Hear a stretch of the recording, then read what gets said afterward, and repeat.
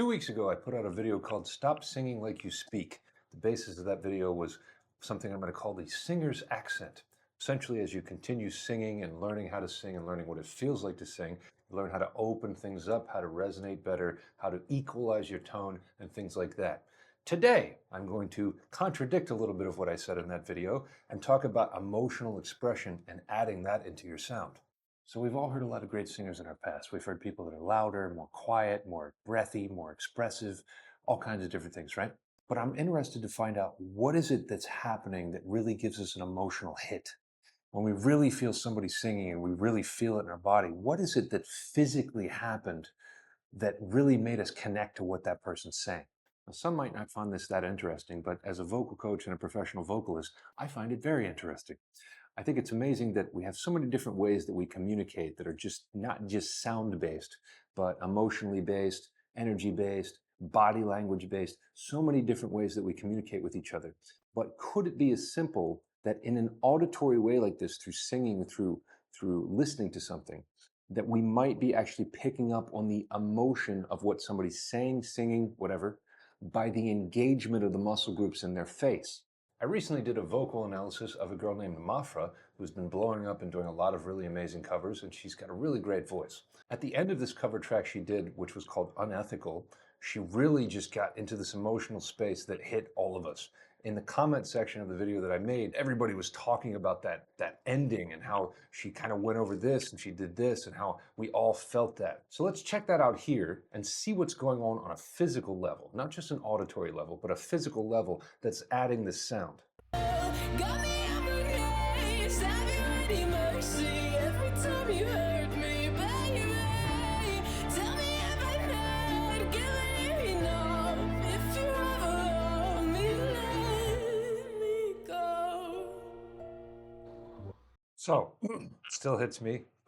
And when I try to step back from the emotion and just physically pay attention, we see the mouth coming in very close to actual crying. We see all of this engaging in a different way, and we hear that manipulation of the words. But can we actually still embody that and feel that the same when we just hear the audio without the video? Let's try it. Isn't that a bit unethical? Got me amazed, have you any mercy every time you hurt me, baby? Tell me if I'm not giving enough. If you ever owe me, let me go. Wonderfully done. Yes, I feel like I can visually see this person singing, and I can physically hear and feel the muscles in their face, how they're interacting and how they're so close to that cry and pulling and stretching. It's kind of like anything musical where we have something under pressure, something under tension, and under that tension becomes musical, it becomes beautiful. Now, keep in mind, just like anything, these things can get pushed too far. The more you have this engagement in these muscle groups, the more it's going to become a generalized part of your sound. And the expression or the emotion actually might get lost because it's kind of there all the time. There's a balance. It'd be kind of like having a resting bitch face, right? If you look at somebody with a resting bitch face, at first your reaction might be like, oh, that person's really kind of pissed off or like in a bad mood. But if you see them over and over again for the next hour and realize that they look that way all the time, you might realize and start to be like, oh, they just kind of look that way.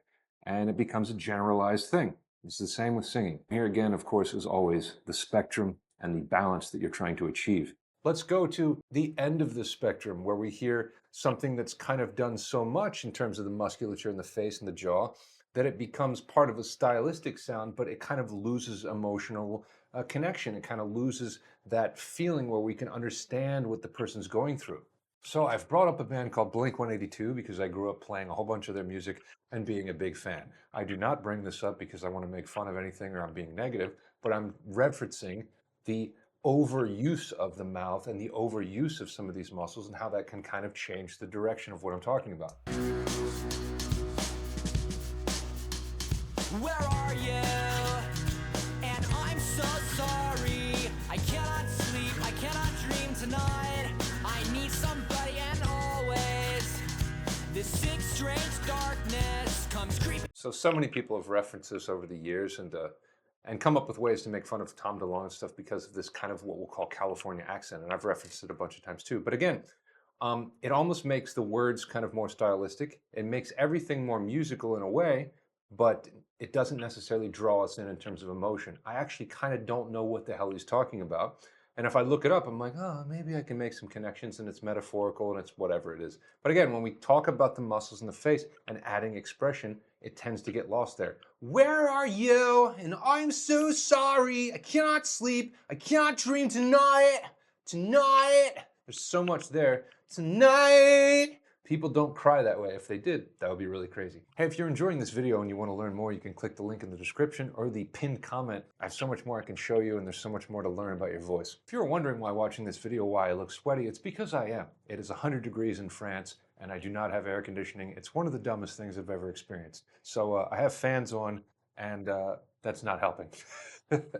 So to kind of conclude this, I want to do some exercises together to try to make sense of this in your voice so that you can test this out. Some of this has to do with being able to act in a sense, being able to tap into emotion. It shouldn't be that hard. We've grown up being able to do this as kids. We've been able to use our imagination. So I might at some point ask you to use your imagination. But either way, we're going to be tapping into this at first by just being completely neutral, which is a very important skill to learn. Then we're going to start opening vertically. Then we're going to start seeing if we can add in some of these muscle groups. Again, the most important takeaway here being that we learn the fundamentals of singing, we learn how this kind of works, and then we add expression over top of something that makes sense. If we just add expression over top of something that doesn't physically make any sense, then we start running into problems and voice problems and all kinds of things like that. And it might be hard to actually perform those things because it's actually affecting our voice negatively. So we take one note at a time. If you're a female or have a higher voice, you might have to go an octave higher, but you can pause the video and try this anyway. We're going to use ah.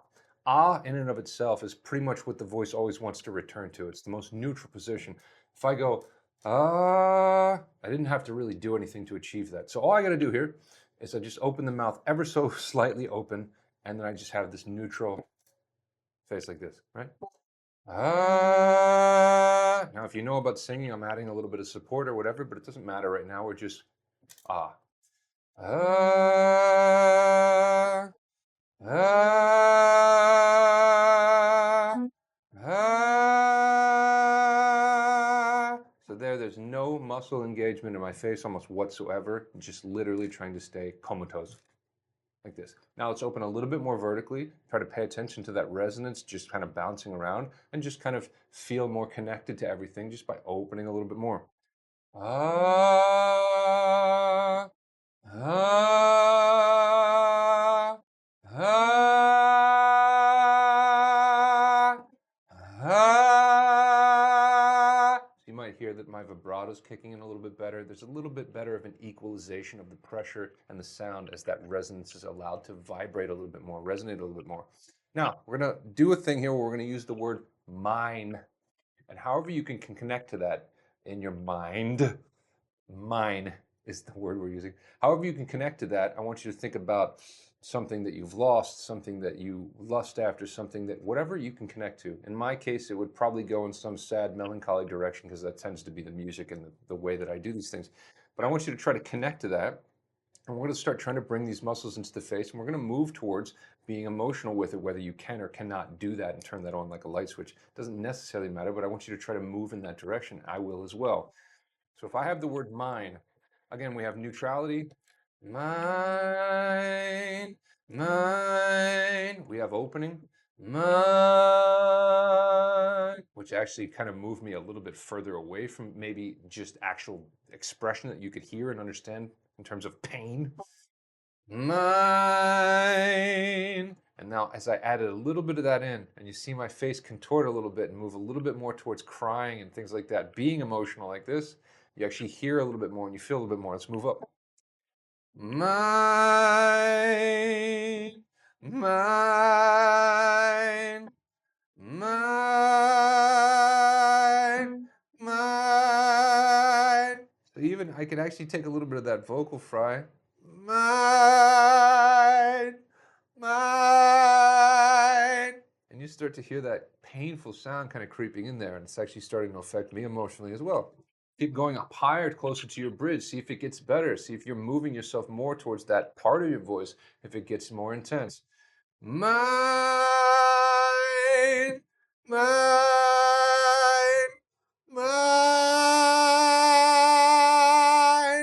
minstrel again. Mine, which sounds nice, but it's not the same emotional and kind of sound. One more. Mine, mine. Now, if I was full on, all out crying like a child, like this, you would hear very similar sounds, but you can see and hear how much of that is being added just by me going, bringing that facial expression in, embodying the sound of that. We're going to do one more exercise if you're still with me. I hope so. We're going to sing a line over top of, let's say, this chord. And we're going to take, off the top of my head, every day I feel the same. Now see if you can attach yourself to that line emotionally. And in my case, it might be chronic pain I go through. It might be feeling stuck. It might be a lot of different things. But I'm going to try to attach myself to that line, and I'm going to see if I can add emotion and expression into that. First, I'm going to be boring. I'm going to do it with a neutrality kind of sound. And again, my neutral sounds a lot like Chris Cornell. Not moving the mouth, not enunciating that much. It feels comfortable, but I'm using my support. Every day I feel the same. Every day I feel the same. So already starting to move into that thing in there. Now let's just thinking about the face, pulling the face back. Every day I feel the same. And already I'm getting a little bit more expression in there. Every day I feel the same. Every day I feel the same. So I'm starting to move into that now. If I started moving up, it's going to get a little bit more intense. Every day I feel the same. If I can hit the right notes. Every day I feel the same. Oh. So thank you for joining me on this trip. I hope you enjoyed some of it. If you want to learn more about your voice, click on the link in the description or the top pinned comment, and I'd be happy to show you more about your voice. I do really enjoy breaking these things down and learning more about the voice and how it works. And I do find this very interesting. Even though it might be simple to some, I do find it very interesting that you can actually translate a lot of this through the musculature in the face, and not just, oh, she's really singing from her soul. Kind of, but there are weird ways that we can break this stuff down. Again, not all the time are people going to be tapped into the emotion when they're performing. There are other ways that we can kind of get the body, the horse before the cart, so to speak. Bring the facial expression into it, and the emotion might come along with it. I mean, we have actors doing this stuff all the time. If I pull on a face like that while I'm singing through it, it might put me in that emotional space. Interesting stuff to think about. I hope you guys have a good day. I'll see you soon.